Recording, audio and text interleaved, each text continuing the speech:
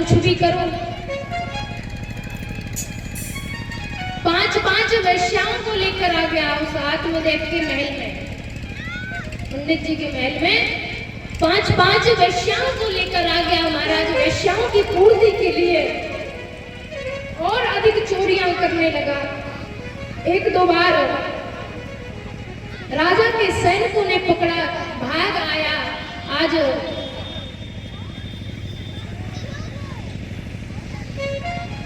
वेश्याओं ने विचार किया कि ये चोरी करता है, ये पकड़ गया ना तो ये हम सबको फंसाएगा। अगर 2-4 लोग मिलकर चोरी करते हो ना और अगर एक पकड़ जाए ना तो सारे पकड़ जाएंगे। वेश्याओं ने कहा कि अगर ये पकड़ गया तो हम भी दंड मिलेगा, राजर्षि दंड जो भी होगा। क्या किया जाए? तो एक दिन बहुत सारा धन लेकर आया और 5 वेश्याओं ने धुंधकारी को पकड़ा। जो खटिया होती है ना, चारपाई तो समझते हैं ना, तो उसी चारपाई पर धुंधकारी को बांध दिया और धुंधकारी को बांध करके जलते हुए अंगारे माने जलता हुआ केवला, और उसके मुख में डाले बांध करके।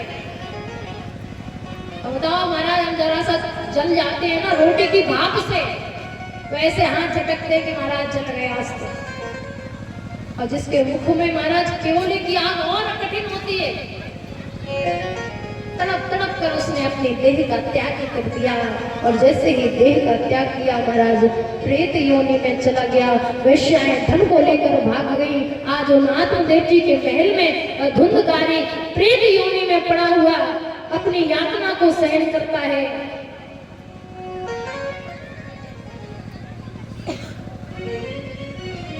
यहाँ गोकर्ण जी महाराज तीर्थ यात्रा के लिए गए थे। जैसे ही गोकर्ण जी को पता चला तो उन्होंने गया में श्राद्ध किया।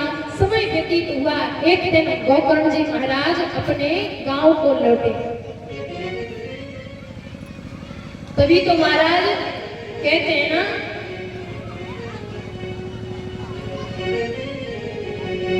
कि बरने को गुड़ी पुत्र नाचा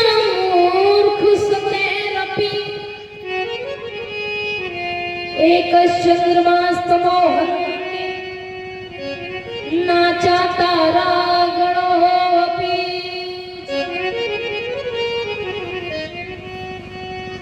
कहा एक चंद्रमा सारे संसार को प्रकाश देता है, और अगर वो चंद्रमा विलुप्त हो जाए ना तो करोड़ों जो तारे होते हैं वो मिलकर भी वो प्रकाश नहीं दे सकते, वो प्रकाश नहीं ले सकते। उसी प्रकार यदि पुत्र है तो वो एक ही अच्छा है, और यदि वही एक पुत्र कुपुत्र निकल गया महाराज तो ऐसे 100 कुपुत्रों का भी कोई मोल नहीं।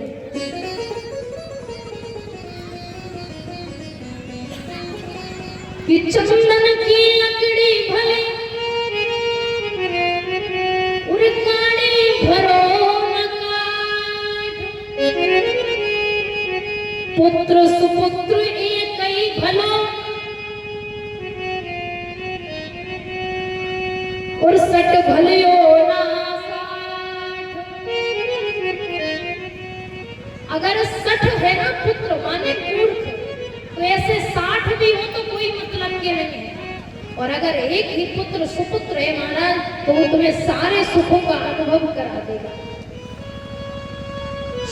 रात्रि में गोकर्ण जी महाराज आए।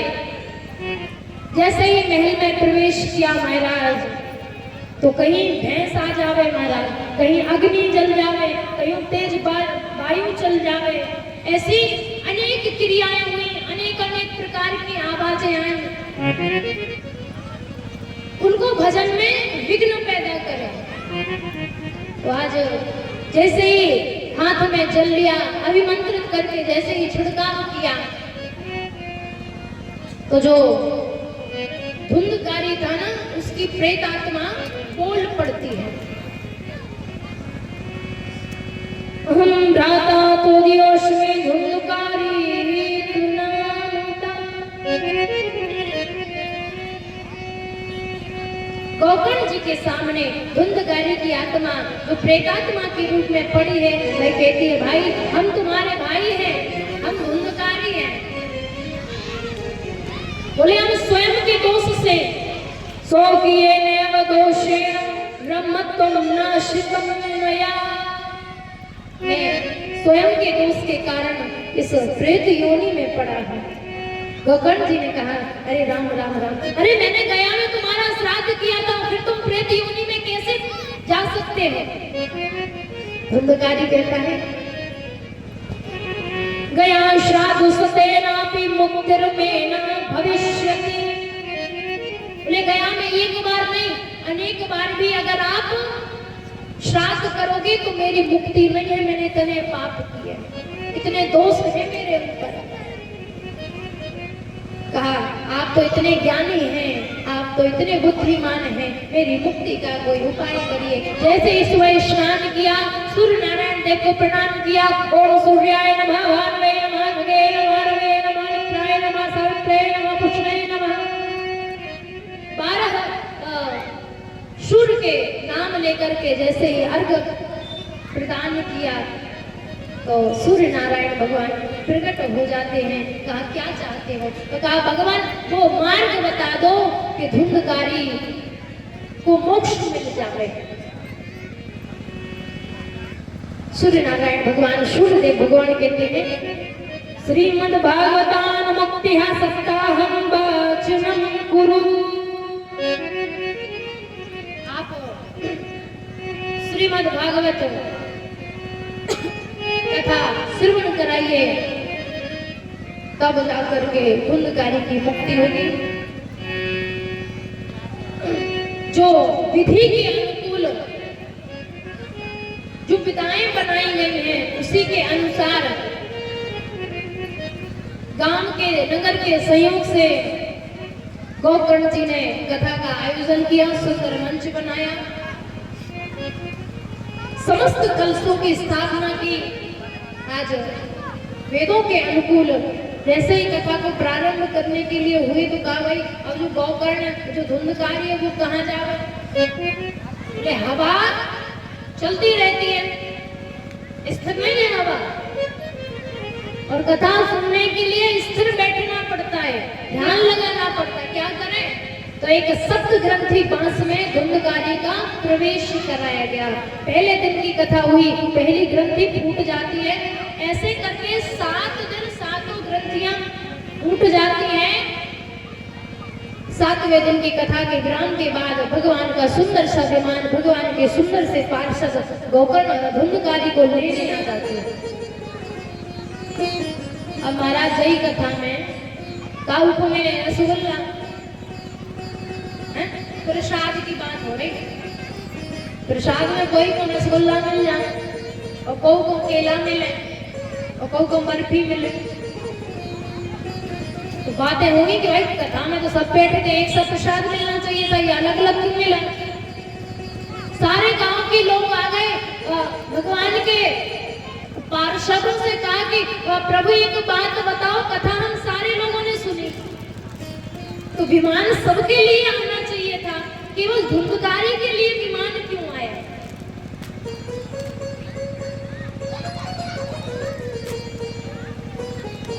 बताओ। अच्छा यहाँ कथा सब सुन रहे हैं ना, किसी एक को 10 का मिले तो सबको मिलना चाहिए, यही मन होता है कि नहीं होता है? तो कहा कथा सबने सुनी तो मुक्ति सबकी होनी चाहिए, केवल धुंधकारी की क्यों? भगवान के पार्षद कहते हैं कथा तो सुनी है, लेकिन कथा के सुनने में भी अंतर होता है। यहाँ बैठे हैं तो ऐसा नहीं है कि कथा आ गई, कथा के सुनने में भी अंतर होता है। बैठे तो इधर है लेकिन मन लगो घर पे।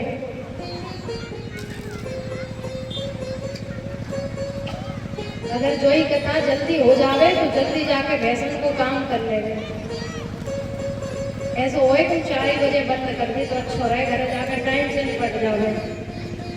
तो बैठे तो यहाँ लेकिन मन तो भैंसन में लगो, तो 4 बना के लाने भैंसन की याद भूल जाओ। कछु कछु मैया तुम्हारी जो ही सोच रही होंगी कि हे भगवान तालों तो लगाओ घर में, लेकिन इतना झटक के नहीं देख पाए सही लगो तो कि नहीं लगो, है कि नहीं? तालों तो लगाओ लेकिन झटक के देख ले तो सही रहता है कि तो नहीं जाए। बैठे तो यहाँ है लेकिन मन हमारा हमारे ही अंदर भ्रमण कर रहा है। तो कथा में एकाग्रता होना चाहिए। जब ऐसे ही कहा तो पुनः गौकर्ण जी ने कथा का वाचन प्रारंभ किया और समस्त नगरवासियों के लिए भगवान का सुंदर शब्दमान आया, सबको मोक्ष प्राप्त हुआ। आज कथा श्रवण करते करते देवर्षि नारद विराजमान है, भैया भक्ति विराजमान है, ज्ञान वैराग्य विराजमान है।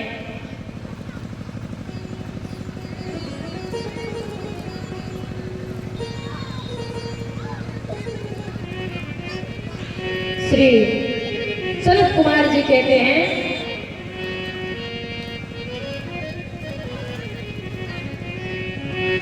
कि भागवत जी का प्राकट्य कहां से हुआ। ये तो पता है कि हाँ श्रीमद् भागवत है, लेकिन प्राकट्य कहां से है। बड़ी सुंदर सी भाषा में श्री सनत कुमार जी कहते हैं, निगम कल्पतरोर गलितम फलम सुख मुखाद अमृत द्रवसंयुतम पिबति भागवतम रसमालयम मुहरे हो रसिका भूभिधामुका।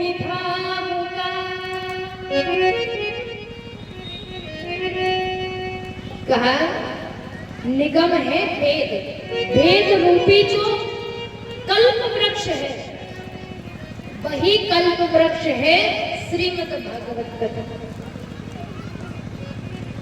बोले वृक्ष में तो फल भी लगता है, वृक्ष में फल भी लगता है। बोले फल में तो गुठली भी होती है, होती कि नहीं होती है? बहुत कम एक आध तो ऐसे फल हैं जिनमें गुठली ना हो, सब में गुठली रहती है या बीज होगा। तो बोले ये भागवत रूपी फल में भी कोई गुठली होगी कि नहीं होगी? कहा महाराज ना तो इसमें छिलका है और ना ही इसमें गुठली है। बोले फिर? बोले ये रसनायुक्त तो फल है, केवल पीते जाओ ना छिलका है ना गुठली। पिबत भागवतम रसमालयम। बोले कितनी बार पिए? आज नरगढ़ में, कल उन्नाव में होगी, झांसी में होगी, आसपास के गांव में भी होगी। कहाँ तक सुने?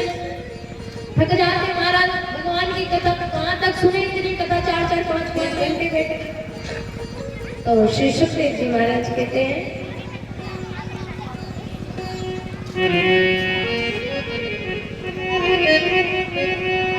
कि राम कथा जे सुनत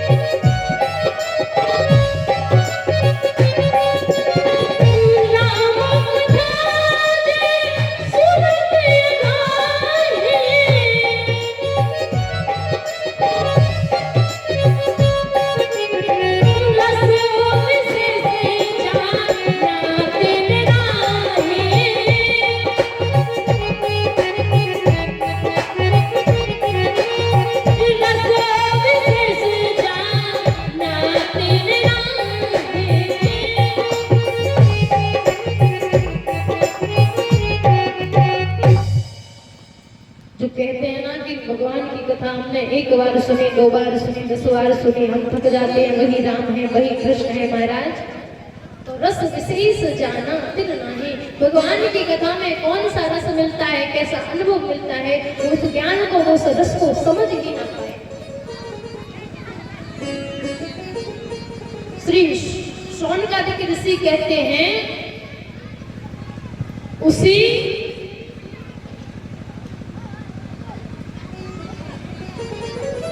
फल में अगर कोई तोता चोंच मार दे, किसी फल में तोता चोंच मार दे तो वो फल और मीठा हो जाता है, होता है कि नहीं होता है? तो कहा उन्हीं सुखदेव जी महाराज ने श्रीमद् भागवत रूपी फल में चोंच मार दी तो ये कथा और मीठी हो गई। अब देखो सुनने वाले भी विचित्र। देवर्षि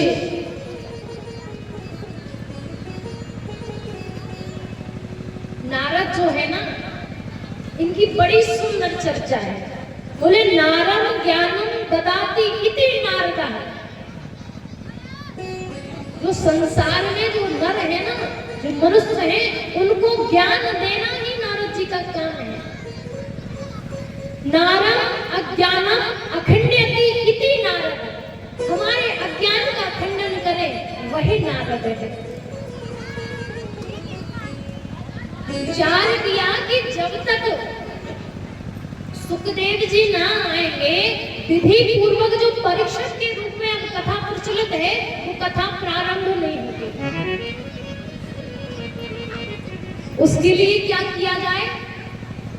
सुखदेव जी का जन्म होना चाहिए। आज सुखदेव जी के जन्म के लिए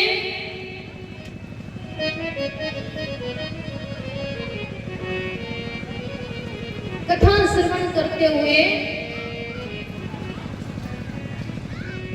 वर्णन आया है कि कैलाश में भोलेनाथ और मैया पार्वती रहते हैं।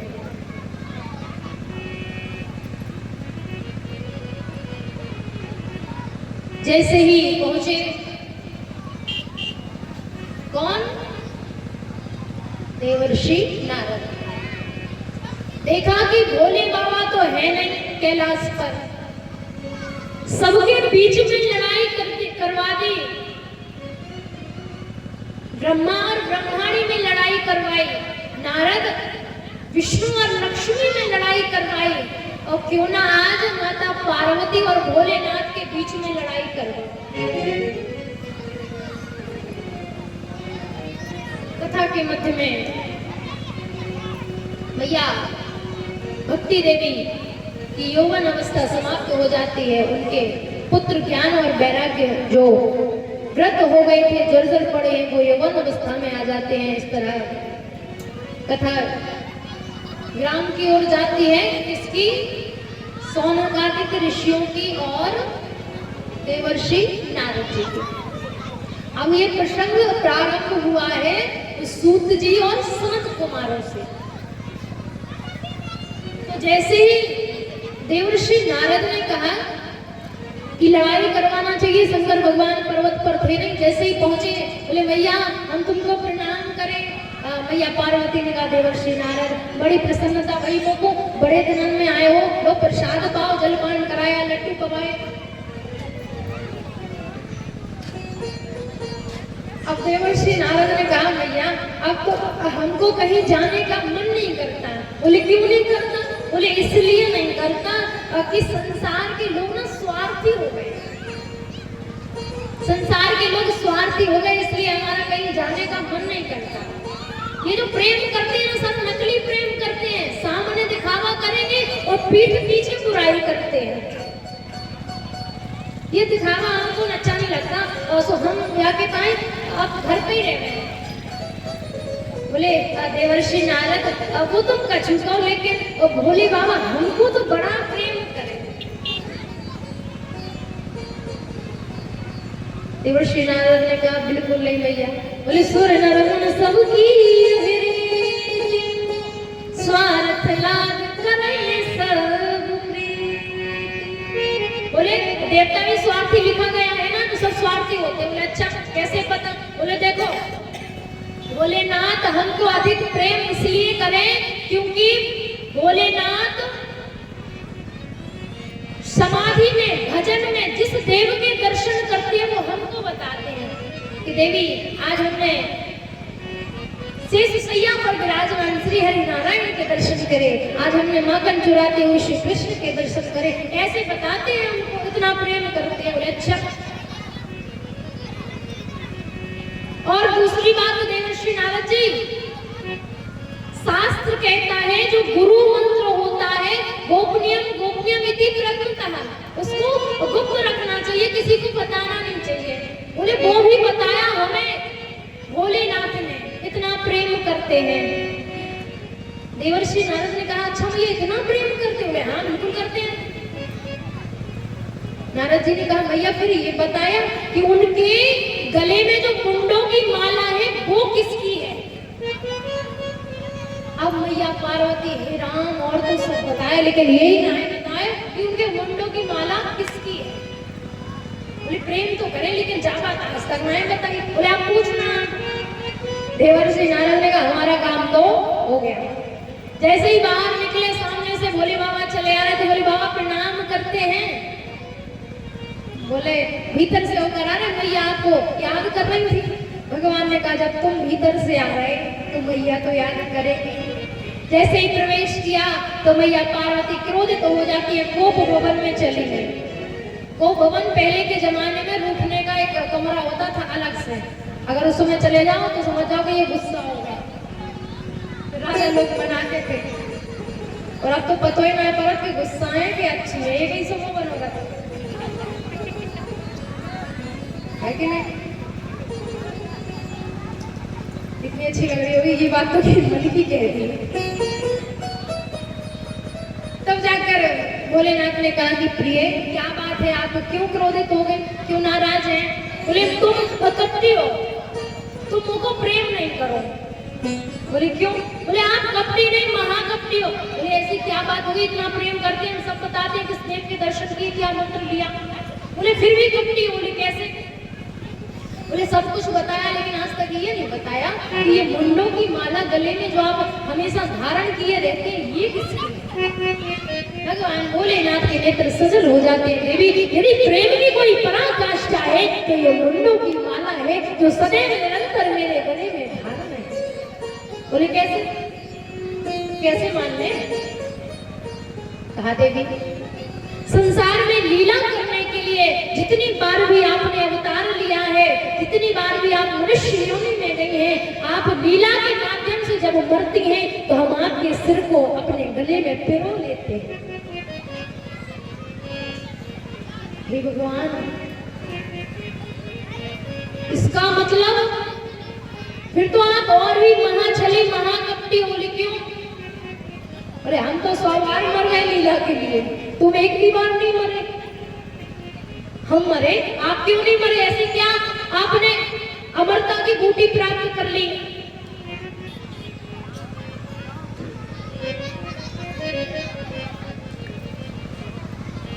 भगवान भोलेनाथ के नेत्र शरण हो जाते हैं कि देवी पार्वती मैंने सच में एक अमृता का पान किया है। भैया पार्वती बोली तो हम भी वही अमृत पिएंगे। जब तुम अमर हो तो पत्नी को भी तो अमर होना चाहिए। भगवान भोलेनाथ ने कहा देवी ये अमर कथा है, ये अमर कथा बड़ी कठिन है। बोले वो हमको कुछ नहीं पता, हमें तो आप सुनाओ। वो हमें कुछ भी नहीं पता, आप तो हमें श्रवण कराओ।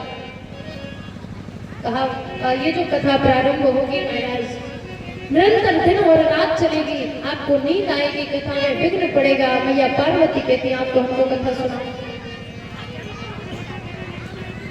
भगवान भोलेनाथ ने जैसे ही कैलाश पर्वत पर अपने डमरू की ध्वनि की महाराज जितने भी जीव जंतु थे सब उड़कर चले गए, भाग गए।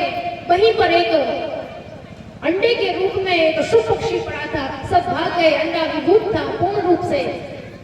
प्रथम दिवस की कथा प्रारंभ हुई, द्वितीय दिवस की कथा प्रारंभ हुई। उस अंडे में जो जीव था उसमें प्राण आ गए। आज जैसे युद्ध प्रसंग चल रहा था, भैया पार्वती को नींद आ गई। और विचार करना केवल तोता ही ऐसा होता है जो मनुष्य की भाषा जल्दी सीखता है। आप जो बोलोगे वही बोलेगा।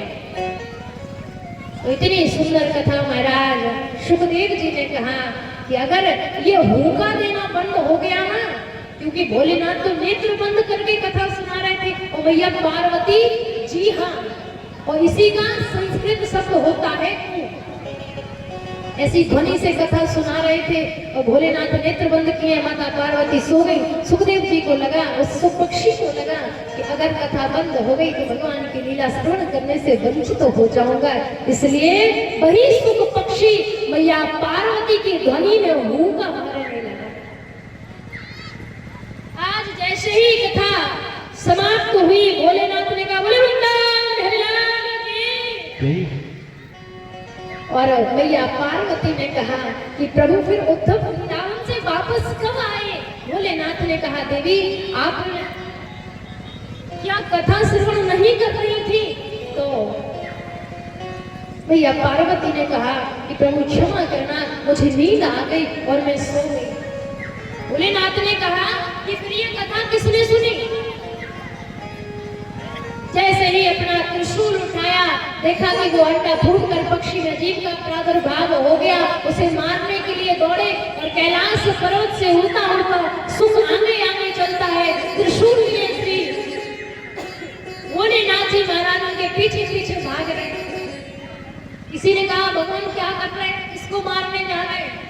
और ये सुख पक्षी ने हमारी चोरी की है। कैलाश में चोरी के लायक है क्या? ना तो घर है, ना मकान है, ना तुम्हारे पास गहने गुड़िया है। एक चमीटा, एक त्रिशूल, एक डमरू और है का? ने कहा चोरी कर ली। बोले इसने मेरी अमर कथा की चोरी कर ली। उसने कहा जब अमर कथा की चोरी कर ली, अमर हो ही गया, फिर काय को मार रहा है? उसी समय ये तो व्यास जी की पत्नी बिटका जिनका नाम है, अपनी छत पर अपने कीस संभाल रही थी। जैसे ही जमाई आई, सुख पक्षी आया, उनके द्वार से प्रवेश करता हुआ उनके गर्भ में, उनके उदर में पहुंच गया। बोले सुखदेव जी महाराज की भगवान बोले ढूंढ ढाड़ के चले गए, कुछ नहीं मिला। आज 12 वर्ष हो गए। संतान उत्पत्ति का नियम है 9 माह, लेकिन 12 वर्ष हो गए। 12 वर्षों के बाद भी विटका ने शिशु को जन्म नहीं दिया। महाराज अपने पति से कहती है कि मेरे गर्भ से वेदों की ध्वनि आती है। ये सुखदेव जी कौन है महाराज? ये गोलोक धाम में निवास करने वाले श्री जी के चरणों के परम सेवक हैं। मैया ने लीला के माध्यम से सुखदेव जी को पृथ्वी पर भेजा। आज जैसे ही मंत्रों की ध्वनि सुनाई देती है तो वेद व्यास जी कहते हैं कि हमको लगता है कि कोई बड़ा संत होगा, कोई ज्ञानी महापुरुष होगा आपके गर्भ में। तो बिटकाने का वो तो ठीक है, लेकिन 1 साल 2 साल 12 साल हो गए, ये तो बाहर ही नहीं आता।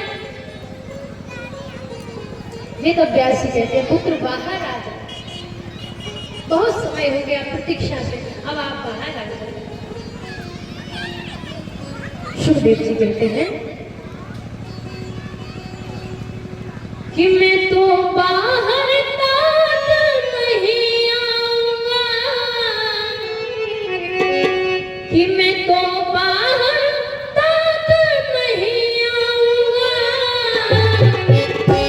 गर्भ में रह के हरे घोड़े गाऊंगा।